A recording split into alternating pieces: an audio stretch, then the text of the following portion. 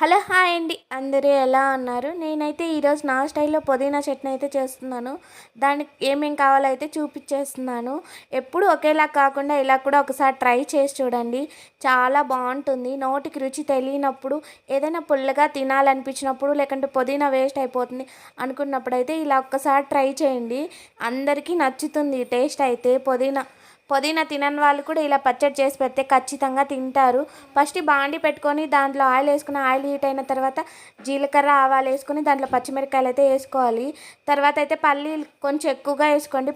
కచ్చా పచ్చగా నోటికి తగులుతుంటే చాలా బాగుంటుంది. దాంట్లో అయితే కొంచెం పుదీనా వేసుకొని బాగా ఫ్రై చేసుకున్న తర్వాత చింతపండు పక్కన నానబెట్టి పెట్టుకొని దాంట్లో కొంచెం ఉప్పు, కొంచెం తెల్లగడ్డ పాయలు వేసుకొని బాగా ఫ్రై చేసుకోవాలండి. గ్యాస్ ఆఫ్ చేసుకొని చల్లారిన తర్వాత మిక్సీ జార్లోకి అయితే వేసుకోవాలి.